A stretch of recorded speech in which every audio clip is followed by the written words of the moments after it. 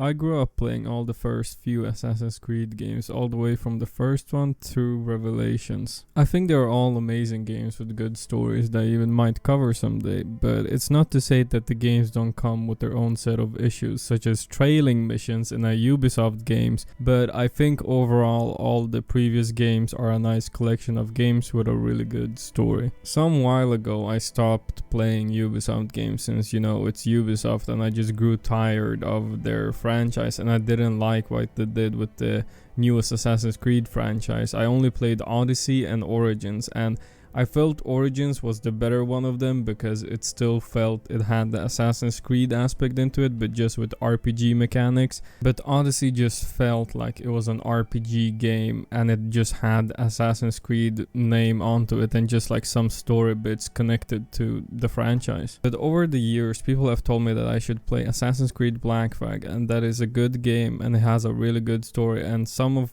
the people who have told me that said that it's their favorite Assassin's Creed game of all time. Nowadays, I've almost played every single Assassin's Creed game except for like Rogue, Liberation, and Valhalla, but I never got around to play Black Flag. I actually decided to stream it a couple of years back, and I played about 2 hours, but the problem was when I came back to the game, I got this weird bug where when I returned to my save file, everything was just at 10 FPS, and no matter what I did, it wouldn't work. So I just left the game and didn't play it. But now, some years later, when I returned to the game, it's playable for me again, and I didn't have the 10 FPS bug. So I decided to revisit it and see if it's good as people have told me it is. What's funny is when I wrote that part and I was recording that part is I was playing Black Flag, and Ubisoft out of nowhere released a patch that pretty much broke the game, with it having stuttering issues, and you even being like, it was impossible for you to play the game in full screen mode. No matter what you did, even if you forced the game to run into full screen, it would just stay on windowed forever. But what's most bizarre is this update removed most people's save files, which was fine for me because I only started playing the game, but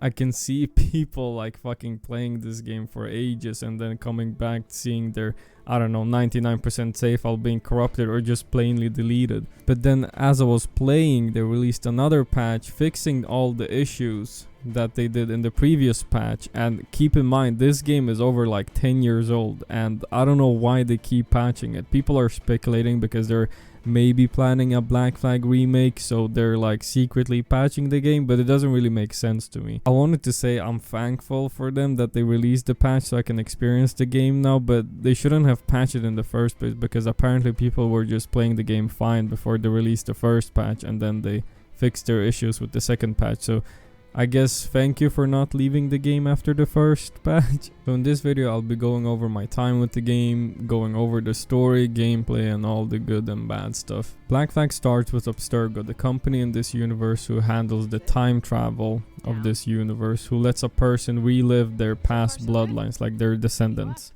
Already this is something I don't like with all the recent Assassin's Creed games. Don't get me wrong, like I didn't like the present stuff in the first few games, but at least Desmond was a pretty decent enough character and made the present stuff bearable at the very least. In this game you play as some random ass character who just works to happen on Abstergo, and doing a bit of research, the director mentioned that they wanted to have a faceless, voiceless protagonist in the present stuff so the player could insert themselves into the guy, but it doesn't really make sense because if I'm the guy in Abstergo and then I'm playing Edward in the Anonymous, it doesn't really make sense because I'm still playing as Edward. I don't really care if it's me or some random ass guy in the chair. But if you dig around the office a bit in the present day stuff, you can actually see a file of a videotape where they recovered Desmond's body and were able to sample his blood for other people to replay the memories of his descendants. And I think it's a pretty good idea that they explained it, that it's still Desmond like being the main guy in this. Like without him it wouldn't be possible for some random ass guy to relive the life of Edward Kenway. But in my opinion, I think they should just get rid of the present stuff, as it really doesn't help the story or the gameplay. They should do what they're almost doing. I don't know how it is in Valhalla, but I know in Odyssey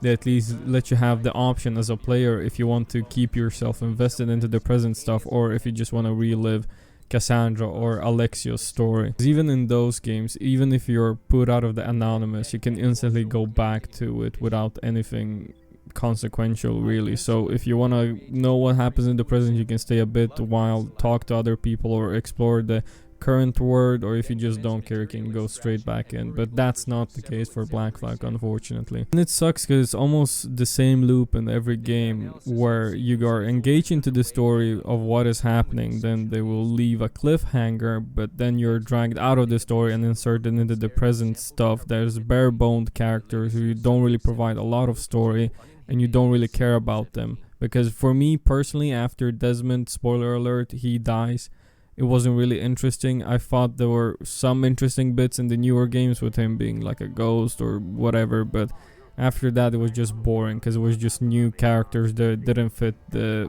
gap Desmond left for me. Great, that should do it. We'll email you the receipt. Till next time, take care, Sean. Get up, cocksuckers, it's all over. Listen, we had a rough couple of months. I think it's pretty hard for them to actually get rid of the present stuff because they set it up so frequently in the previous games, but if they found a way to do it seamlessly in the newer games, then I think it would greatly benefit all the future Assassin's Creed games. Like I said, we're playing as some random guy at Abstergo, and we get a small introduction on how the machine operates with reliving the memories of other people.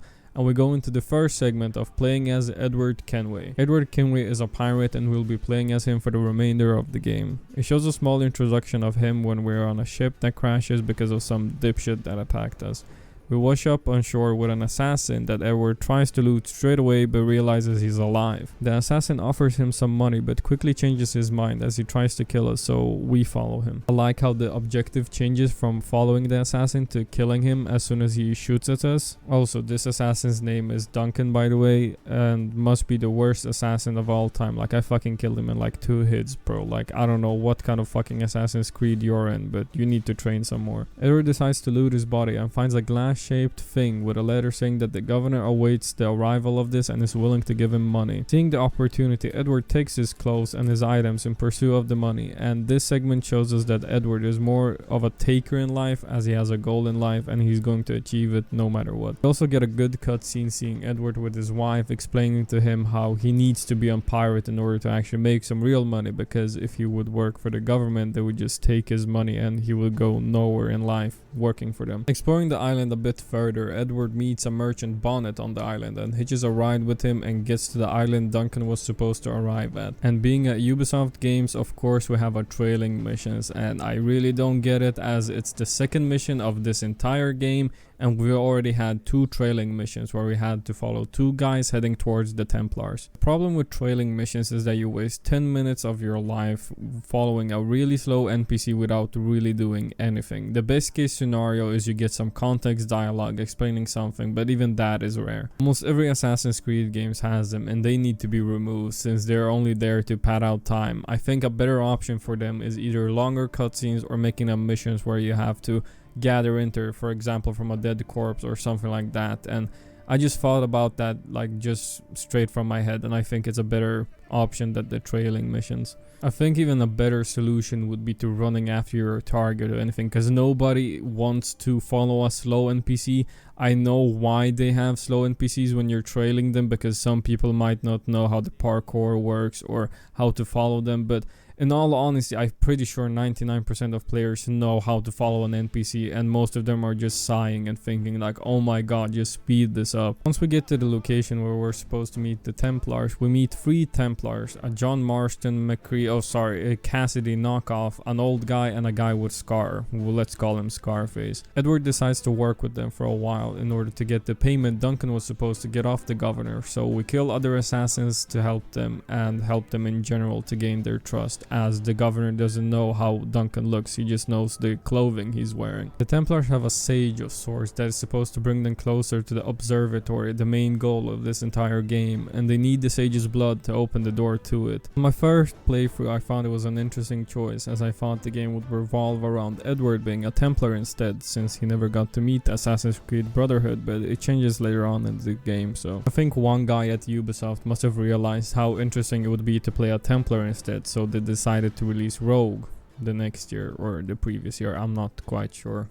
To do more work for them, we realized that they are quite cheap and only give us 1,000 coins for the job, and being mad, Edward decides to infiltrate the prison where the sage is being kept at. In his mind, it's better to go with the sage alone and sell it to some higher bidder instead of letting the Templars have it, but once he gets to the prison, he's captured by the Templars. I think it's a really interesting start of an AC game where you have to hunt and kill other assassins, as in the other games you are kind of forced to be an assassin, but here in the first segment you're hunting an assassin and actually kill him, and you realize he was a piece of shit, making the Assassin's Creed Brotherhood look more bad than they are. It's also quite interesting seeing how your goal is just money at the start of the game, and seeing an opportunity, Edward just takes it. I really like this aspect of Edward, as I feel he's a bit more relatable than Ezio or Altair. Don't get me wrong, I still love both of them, but I feel Edward is a bit more relatable, with him just doing kind of whatever he has in mind, and you know, he has a goal he will reach no matter what he needs to do. And in all the other games, Ezio was kind of forced to be an assassin. He just wanted to take revenge for his family, then he just got stuck in this order, while Altair was already an established assassin in the AC Brotherhood. After being captured by the Templars, we see another flashback of Edward and his wife, where we see that he's quite the achiever and sees himself roaming the seas with his own ship. What I don't really get is that Edward gets captured and he's on a boat with Adewale, and then this is the first time they're meeting, and yet they act like they have known each other for like years.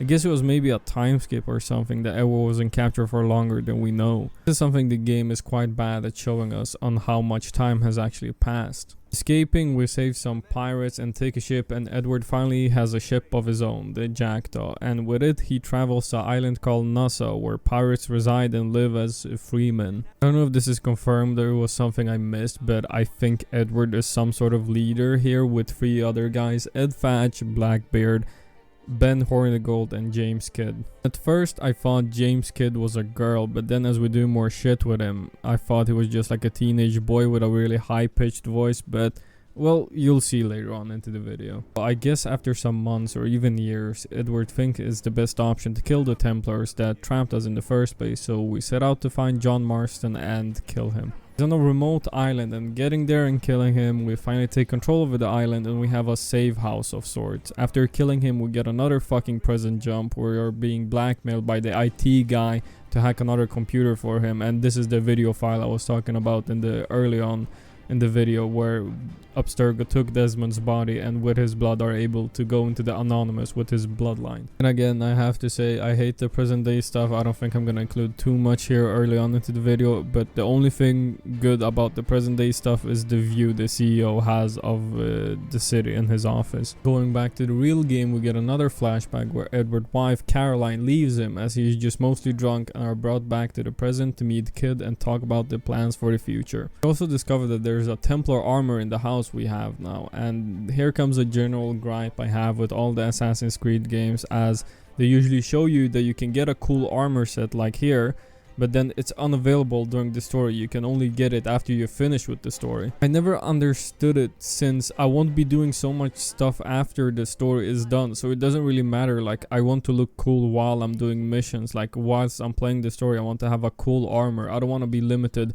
to finishing the story in order to get all the pieces to unlock that armor. Like, I think it's pretty basic stuff in a story game where you can just like do a bunch of side quests to upgrade your armor or have this unique armor, you know. Moving forward, Kidd wants to show us a bit more of the island, where we learn that Edward has the sense, and we learn that Kidd is an assassin working for the Brotherhood. They aren't really quite happy with Edward killing them in the first segment while he was working for the Templars, but for the time being they let him stay on the island. After helping the Brotherhood, we get scolded by Kidd, telling us it's wrong to be wearing an assassin's robes and parading around that thinking we're an assassin, while we hurt the reputation of the Brotherhood. And yet again, this is an aspect I like, as we've only had characters who are highly respected in the AC order, like Ezio or Altair, but Edward over here doesn't really care, since he's a one-man army and he's truly a pirate. He just has the robes because he stole it of a dude. We go forward a couple of years, with Edward being joined by Vane and Rackham in Nassau, where they think to have a plan to take over the fortress the old guy from the beginning has. Another section I don't really understand is when Edward takes over the fortress, he wants to use the old guy to get to the sage, as we follow him to get to the sage.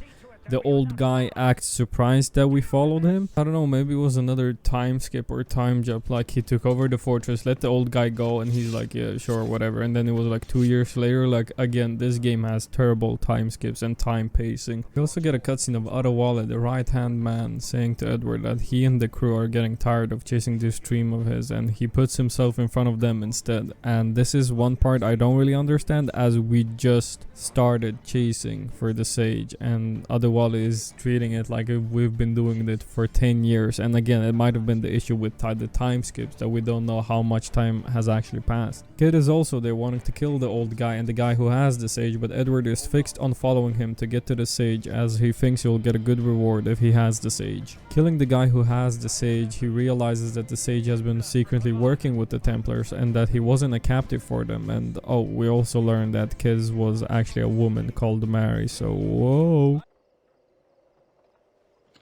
Your name's not James, is it? Not most days. Oh, was? Was? After that whole shitstorm, Kenway goes back to Nassau and realizes that there is a sickness on this island, and the Spanish army is keeping the medicine from them. As you know, they are pirates and they want to just kill them. We learn as well that Bonnet is sailing with Blackbeard now and is living the pirate life, and I feel this is good, but again, it's like we met Bonnet like 2 times when he gave us the ride to the island, and then we met him while we were working for the Templars, and now he's sailing with pirates. Again, time skip. The other members thinks it's best not to make any noise to try to get the medicine some other way, but Blackbeard has another plan with attacking the Spanish ships head on and just stealing the meds straight off the bat from them, like a pirate should. We steal the medicine and the mission ends, but when we start the next one, Bonnet has already his own little ship and is cruising alone, when we get a little wholesome cutscene with him and Edward. Hey, old Bonnet! Flying your own flag at last. Yes, yes, Blackbeard cut me loose, sadly. Time to have a go at this myself. Well, that's grand. Yes, it's for the best, I think. I should have some wild stories when next we meet. Edward, your constant friendship has been my most treasured find on these seas. Well above gold and silver and rum, I prize the courage you have inspired in me this year. Thank you, sir. A fair good morrow to you. And here comes the problems yet again with the time skips. Like, just a second ago, Bonnet was sailing with Blackbeard, and now he has his own ship. And it doesn't make it better how much I love the cutscene between Bonnet and Edward. It doesn't really make sense, as they never spent any time together, and apparently all these segments are years apart, so it doesn't really make sense. Like, I like this game, but the pacing is just so bad. Like, imagine you sailing with a guy that saved your life, you hitched a ride with him, and then all of a sudden, like, 3 years apart, you're like, oh, I've had the greatest of times with you, Edward, I love you so much. Like, it's a wholesome cutscene, but if you think about it for just a second, it doesn't fucking make sense. I think it's now enough times I brought up the time skip, so I guess I can talk about it. It works in the in-game lore when characters say they're going to meet each other in a month or a week or something, because it makes sense since you're technically sailing for months at an end because the distance is so long. But sometimes the indicator on how many months or even years is wonky. Like, for example, the first segment of the game, 2 years have already passed, and I didn't even realize it until I met a character from some years ago that met Edward, and they said like, oh, I haven't seen you in 2 years, Edward, finally we meet again. Like, what? And especially when you have missions where it says the date like 1779 or something like that, you forget it because you're playing the game for like 10 hours doing side quests, wrecking ships, diving or whatever, and then all of a sudden there's a new mission and it's like 1781 or something. Like, you forget the years. It's so hard. Like, I think there should be an indicator maybe on the map, like what year it is, what month it is, and so on. What also doesn't help is that the previous Assassin's Creed games, I don't think the first one had it, but I know the second to Revelations had that same problem, but at least there you could tell what time was passing, at least because you could see the progress on Ezio. He had thicker beard, he had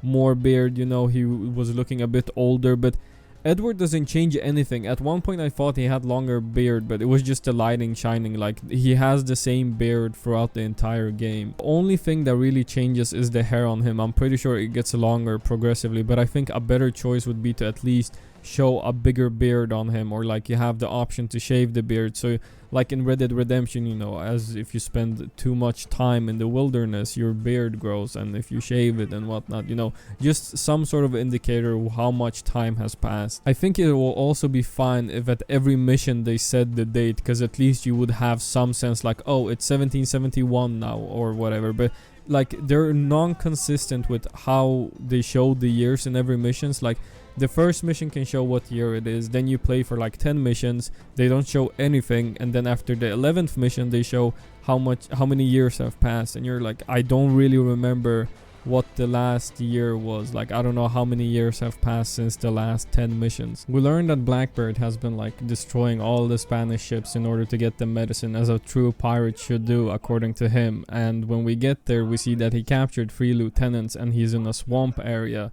where they have the medicine they need back to Nassau. The swamp segment must be one of my favorite segments in this game, as you slowly follow a boat and you have a stealth segment with of course a trailing mission. But what makes this section fun is that you're discovered and have to follow the captain as everyone tries to stop you, like blockade your way or whatever, and everyone just explodes, and it's just like a Michael Bay movie. Then it's quickly ruined as you're forced to the present and just control this faceless ass character. Like I don't care what happens here. And I guess it's not really the game's fault, but I also don't really like how they talk about the characters in a way where you feel Edward and all the characters he's met aren't real. Like with how they talk about like how mental they are and shit, and like, oh, we'll make a trailer out of them, but I don't know if Edward is really that advertisable, you know. I don't know if he's PG friendly or whatever. I don't know, it just doesn't really float well. I guess it would be better playing these stories and just skip the present aspect, like just being forced to play as Edward and you follow the story, because then you're like, well, what's the fucking point of playing Edward if they're just gonna make a commercial movie out of him? Like, you know, I guess it's like a meta sense of saying how they dumb down like historical accurate movies, like, oh, that's not really how it happened because they want to make movie, they don't want to tell the true story or whatever. I think in the present stuff, instead of playing like a faceless character, we should have played like Desmond's cousin or something instead, because when Desmond plays as Ezio, he has a special link to him and he feels like a real person. Like Desmond is like, oh, Ezio left this for me, you know. But while Edward feels real, but it quickly disappears when you're playing as this faceless character without a voice, and you just do shit what everyone tells you to, and then you hear all these corporate fuckers, agents, talking about Edward as a property, you know. They're talking about him like a product. Oh, we need to make a trailer out of him or movie, like I said. And like I said before, you have this like hacker IT plot in the game, like in the present stuff, that he blackmails you, and it's not really interesting. Like you're forced to do what he says and then he makes fun of you. Like you can't really do anything. It's not interesting, and I don't think I'm gonna be talking about it much. But now going back to the swamp, where we realized that we were ambushed by the Spanish army and we tried to take over a ship, are overwhelmed and lose Blackbeard. And this is another banger mission with Fatch, as I feel we didn't spend too much time with Blackbeard, but it was an emotional moment nonetheless. You can see the impact that it has on Edward, because we can clearly see that he has an established emotional connection with Blackbeard.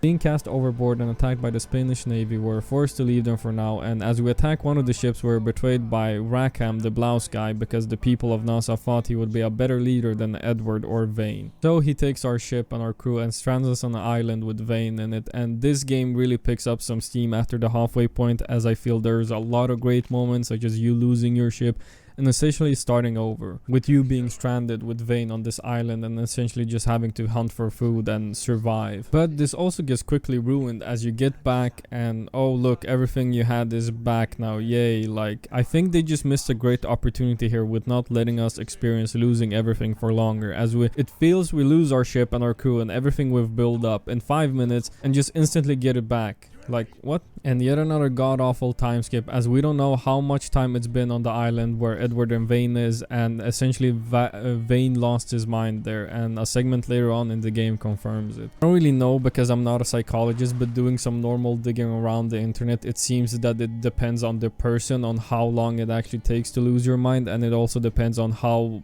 strong-minded they are. So even based on that, it's really hard to figure out how much time actually passed on the island and how long Edward and Vane were stranded there for. And like I said, we get rescued by the Jackdaw, and there's this random scene where, like I said, we get back the ship and like everybody saves us without even really knowing where we are, and Adewale is back, and like I don't really know. But back on Nassau, we finally get some more context on Kid, and she wants us to join the good cause and try to find the sage with the assassin instead of letting Edward look for him himself, that he needs to join the Brotherhood for a good cause, not do everything for himself. He needs to be a part of something greater. Our goal now is trying to find the sage aboard a ship called the Princess, so we decide to go to Kingston to spy one of the Templars and spot our friend Hornigold with them. Once we tail them, we get some more dialogue of Hornigold explaining why he joined the Templars. Also listening into them, we learn that the sage is in Africa, so that's our next stop. Arriving in Africa, we meet the sage and he wants to parley with us and realizes that Edward is not the enemy and decides to help him find the observatory if he helps him get his crew back and his ship. I don't really understand when the sage had the time to form a crew, or had the change of heart and all of a sudden wants to become a pirate, but whatever. Oh, and he references Dutch as well. Yet another dire situation, Roberts. We gotta stop making like this. Stop tailing me and your wish had come true. We get his crew back, we assassinate some more Templars, and after getting him the ship as well, it's payback time for us by killing Hornigold for betraying us. Killing him, I think, is a pretty good scene in the game in general, and I think it's a good scene for Edward as a character as well, like how he is. You could have been a man who stood for something, but you've a killer's heart now, with nothing but metal to show for all your blunders. Damn sight better than you, Ben. The heart of a traitor who thinks himself better than his mates. Aye, and proven true. What have you done since Nassau fell, huh? Nothing but murder and mayhem. You threw in with the very kind we once hated! No! These Templars are different. I wish you could see that. But if you continue on your present course, you'll find you're the only one walking it. With the gallows at its end. After killing Hornigold, we go to another island where the sage said we should go, and he was actually right and didn't lie. He actually showed us the observatory, and what it does basically is that if you have the blood of a person, you can see through their eyes using the observatory. But of course the sage had to betray us, and getting out of the temple, we are deeply wounded and left by our crew, and the sage turns us into a Jamaican prison. Have you ever seen the inside of a Jamaican prison, boy? Have you? I never really understood why the crew didn't care for Edward and just left him like that. Like, it's your captain. He saved you. He gave you beds to sleep in. Like, you're here. He's your captain. You're his crew. Like, what? After this segment, we're put into the prison again, and don't worry, nothing happens. Going back to Edward, we're on an execution block where we get a surprise visit from the Templars, the Scarface guy and the old guy, who says that if we tell them where the observatory is, he'll be released from prison, but Edward ain't no snitch. They also let us know that the sage has been plummeting the seas for some years now, so I guess it's been like 2 years or something since Edward has been in jail. On the execution block, we see Kid and another woman being sentenced, but before they can get the sentencing, they announce that they are pregnant and cannot be executed. This is another part of the game that is great, as you're in a prison cell and rescued by an assassin who only came to help Kid escape, and you're limited in your usage of weapons and have to be somewhat careful with how you approach and like how you want to go forward with the mission. In this level you can visit different cells where we can meet Vane, confirming that he did actually lose his mind and he's not even speaking anymore, just singing the song that he sang on the island. Hello, Vane. Had caught wind you'd been discovered and brought here. Didn't hear what happened after, though. Don't be!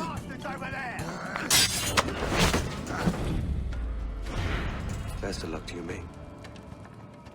I wish we'd parted as friends.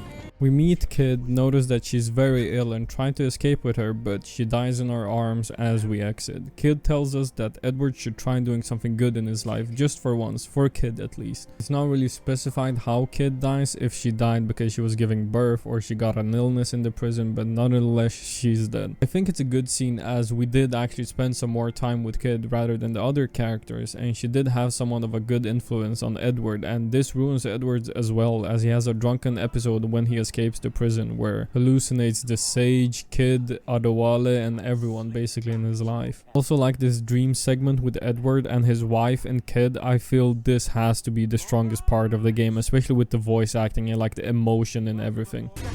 No more than 2 years! You promised me! You left! When I needed you the most! But you had me! What keeps you wondering?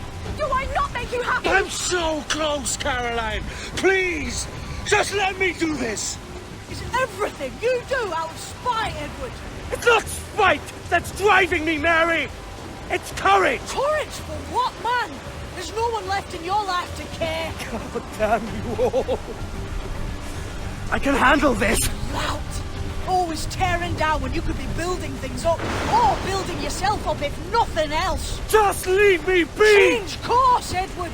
Change your bloody course before it's too late! Waking up from the drunken maniac episode, we meet Adewale, and instead of Edward being angry at him, he's quite happy to see him. Adewale says he will no longer sail with Edward, as he feels his heart is not in the right place, and the time Edward spent in jail, Adewale joined the Assassin's Creed Brotherhood. Joining Adewale to the AC headquarters, Edward finally commits himself to the AC Brotherhood and tries to learn the path and how he should act as an assassin, and he has been doing now this for some years. I feel that the last segments of this game are really rushed, as I think it was crucial for us to actually see how Edward became a good enough assassin. Like, we had to see the training progress, because he joins the AC Brotherhood, he's finally committing themselves to it, but then it fast forwards like 3 years when he has apparently killed some people and had the training from the mentor. And after those years of training, Edward feels it's finally time to finish the mess he left behind with the Templars and the Sage, with him leaving access to the observatory. Edward learns that the Scarface guy knows where the Sage is, and he decides to get a disguise from Ezio Auditore, and no, I'm not even kidding, it's the same voice actor for Ezio that is this random NPC. I mean, it's good stuff. I like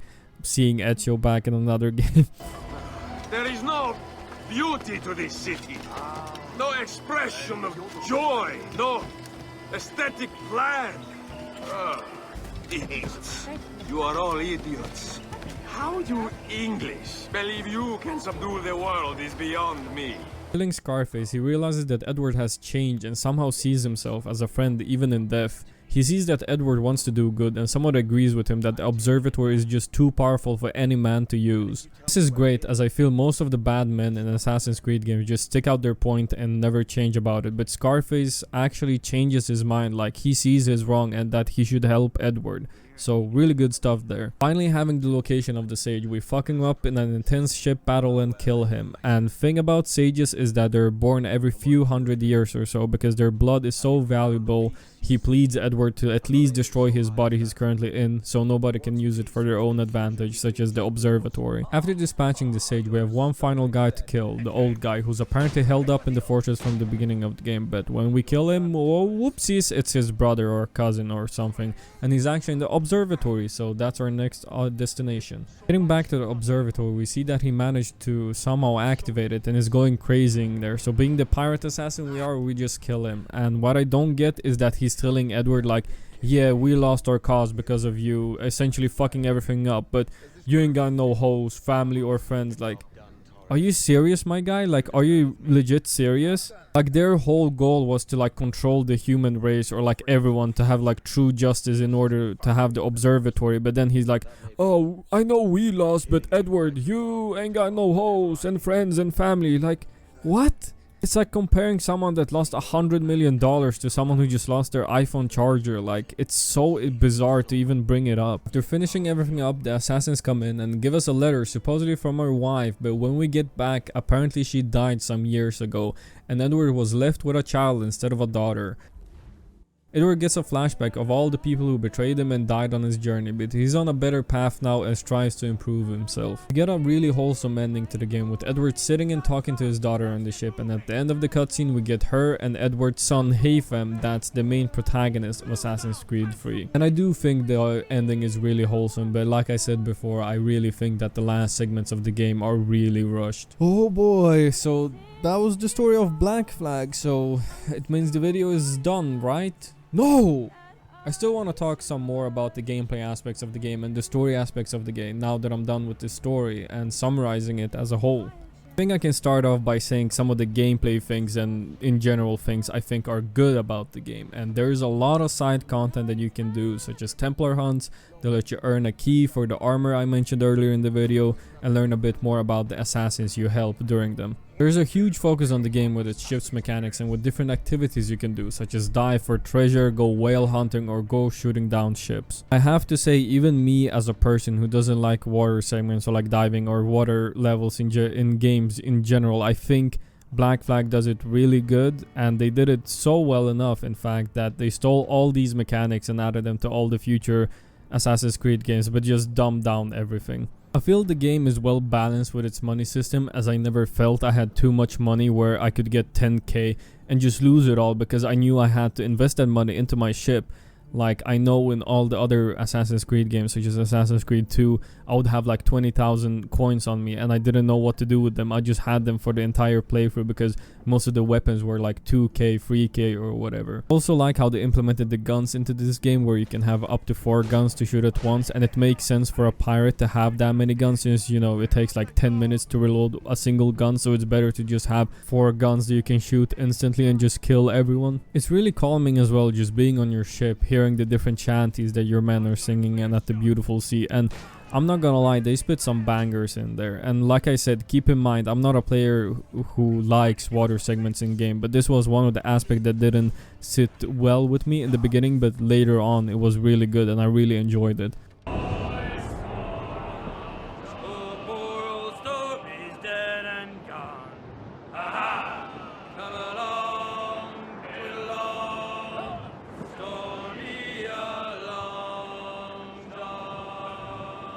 I dug his grave with a silver spade.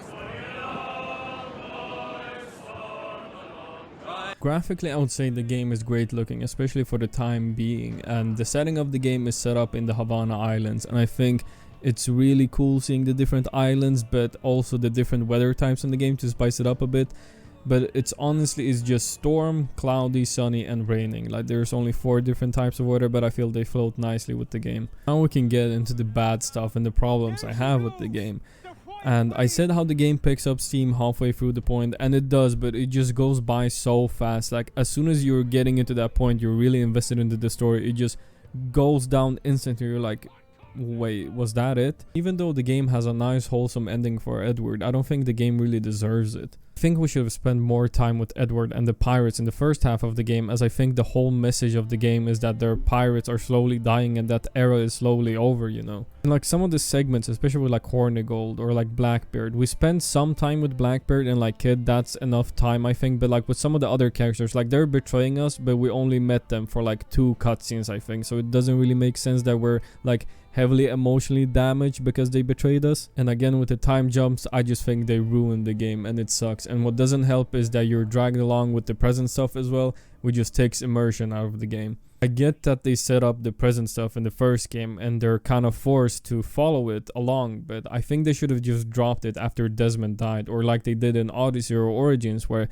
you can just go straight back into the Anonymous and instead of being put into the present. It's a good way of letting the player decide if they want to invest themselves into the present stuff or not. And talking about the present stuff, I can just quickly summarize what happened, as I didn't talk too much into depth what actually happened. Like I said in the beginning, you're working for Abstergo and then you're being blackmailed by an IT hacker because you helped him hack a computer without you knowing, and it sucks because you don't really have a choice, you have to do what he tells you. But then later on into the present stuff, you find out that the hacker that blackmailed you is actually the Sage from Black Flag, and he gets quickly killed and all the blame he tried to put on you goes onto him instead, and that's pretty much it. That's even me missing some of the points, like him being a messenger of some kind of these gods like Minerva or Juno, you know, because he tried to like have Juno possess your body because the sages are working with the gods or something. Like, I don't really care. I don't think you care either. Like, they could have built it up even further with like you building up the main character you're playing as with like being the current day assassin and infiltrating Abstergo to see what they have done with Desmond's body, and then like seeing what they're doing as a whole. And later we can have the reveal that the Sage is the current Abstergo owner or something, like if they really want to have that plot twist and that the Sage is still alive during all this time, you know. I don't know, I feel that might even be a better approach. I don't know, I just thought it right off the bat as I'm recording this, so I don't know, the prison stuff is just so whack. Like, none of the characters feel nice, or even with Olivia and Thomas, I think from the first games when they were working with Desmond, even they don't feel like themselves. One segment I didn't mention is the combat, and it is quite bad, just as in previous Assassin's Creed games. You have to realize that I'm talking about the combat and not the stealth in this game. The stealth in this game is pretty good, with you being able to hide in bushes, haystacks and whatnot to assassinate other people. With you being able to hire dancers to hide in the crowd, or just sitting on a bench or hiding with a crowd full of people. What is bad about this stealth is that you can't fully crouch for some reason, so it just feels wrong coming behind someone, full walking and killing them. Like, I don't understand it. I don't think it would be too hard to just implement a crouching mechanic, especially that your character is crouching when he's going into tall bushes or like haystacks or whatever. The combat is just bad. Like, you either spamming the attack button hoping you kill someone, or just parry with a huge time to react and kill them straight away, with you being able to kill the other person instantly.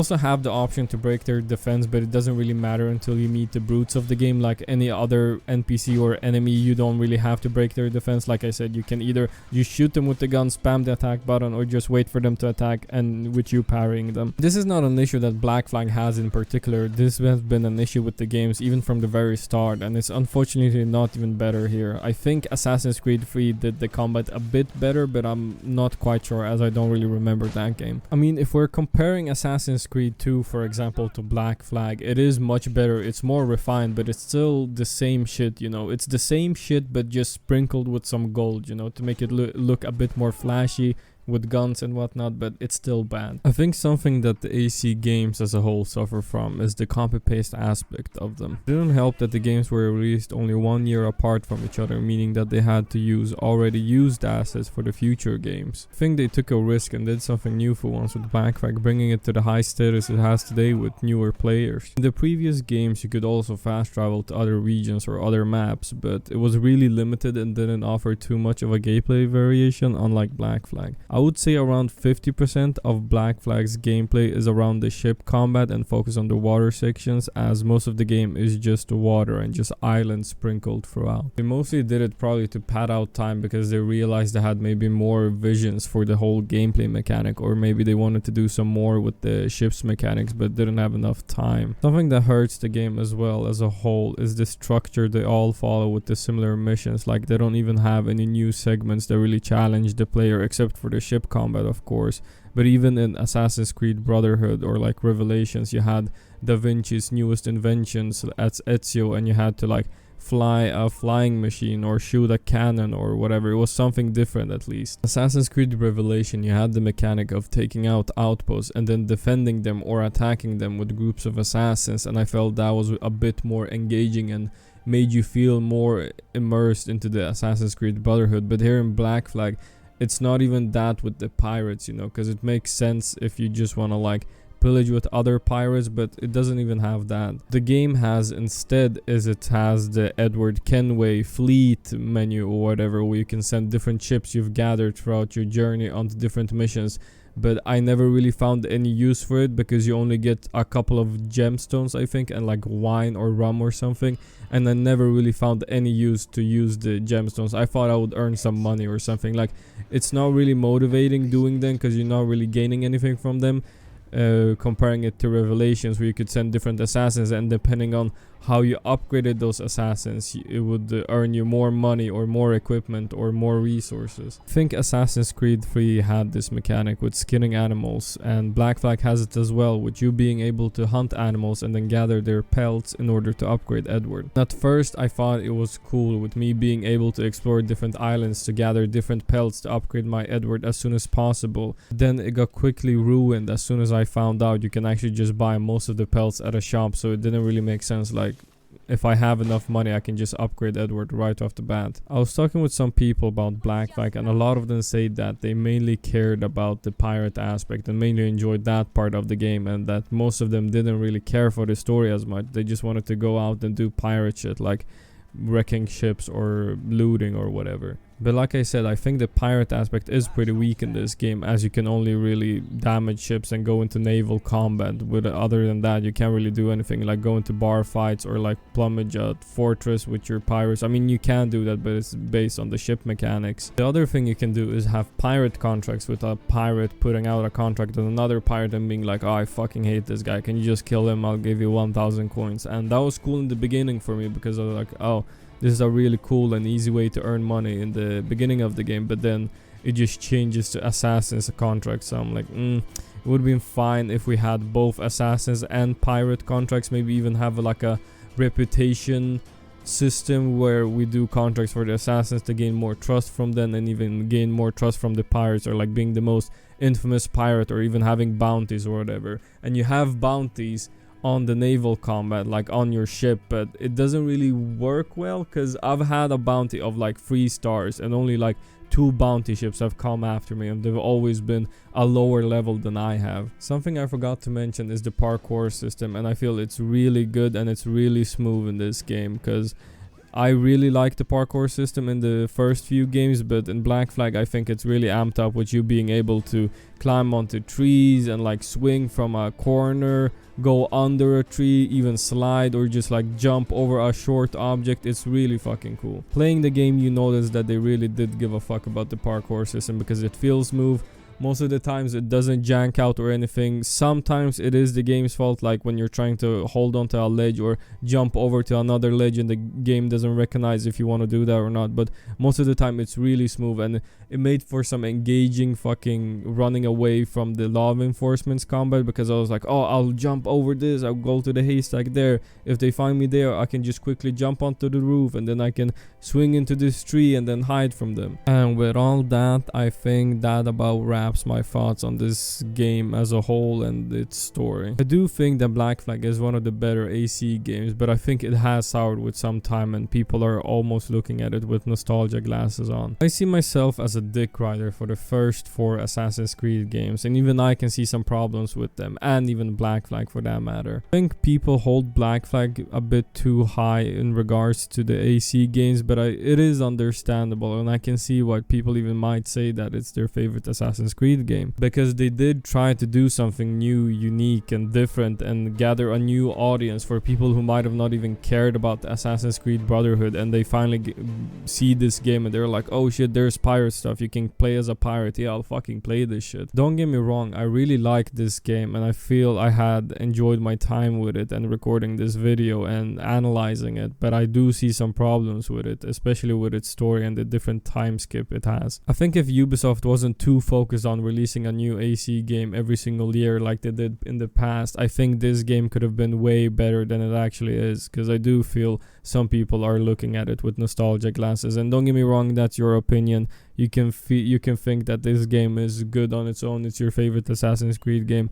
I don't care, I'm just here to state my opinion. If you don't agree with me, that's fine, let me know if you agree or disagree in the comments, and maybe we can discuss it further. So yeah, that's all I have to say about Black Flag. I really hope you guys enjoyed this video. I think it's something a bit different from what I usually do, where I analyze the story and criticize it along the way. I tried a bit different here, where I criticize a bit whilst I'm talking about the story, but then talking about some of the major problems at the end of the video. But yeah, thank you again for watching. I hope you all take care, feeling good out there. Keep on holding on, it's summertime, you know, and thank you again for watching, and here's the meme. So easy to rob. You can walk in here in broad daylight, take everything, no one even says anything. Let's go, let's see this. Right on.